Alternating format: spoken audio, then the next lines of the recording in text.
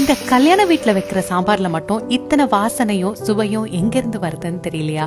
கம கமன்னு அந்த வாசனைய வீட்லயே நாம செய்யற சாம்பார்ல கொண்டு வரதுக்கு என்னென்ன செய்யணும்னு இந்த வீடியோல பார்க்கலாம். எலுமிச்சை அளவு புளிய அரை கப் தண்ணியில கரைச்சு வடிகட்டி தயாரா வச்சுக்கோங்க. ஒரு வாணல்ல 2 டேபிள் ஸ்பூன் எண்ணெய் சூடு பண்ணி இதுல 15 சின்ன வெங்காயம், ஒரு பச்சை மிளகாய், கொஞ்சமா கருவேப்பிலை சேர்த்து இது வதங்கினதும் இதுல ஒரு தக்காளி சேர்த்து வதக்கிக்கோங்க. இப்போ இதுல காய்கறிகளை சேர்த்து மறக்காம 2 நிமிஷம் எண்ணெயில காய்கறிகளை நல்லா வதக்கிக்கோங்க. இதை ஸ்கிப் பண்ணாதீங்க. புளிக்கரசல், இது கூட 1/2 கப் தண்ணி, 1 டேபிள் ஸ்பூன் உப்பு சேர்த்து இதை நல்லா வேக விட்டுருங்க.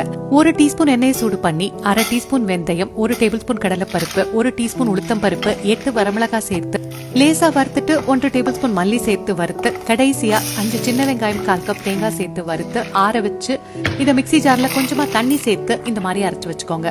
இப்போ காய்கறிகள் நல்லா வெந்ததும் அரைச்ச விழுது அரை கப் வேக வச்ச துவரம் பருப்பு சேர்த்து நல்லா கலந்து விட்டுட்டு 1/2 கப் தண்ணி சேர்த்து நல்லா கொதிச்சு வந்ததும் இதுல மறக்காம தாளிக்கும் போது அரை டீஸ்பூன் பெருங்காயத்தை சேர்த்து கலந்து விட்டீங்கன்னா ஊரையே கூப்பிடும் கல்யாண சாம்பார் ரெடி.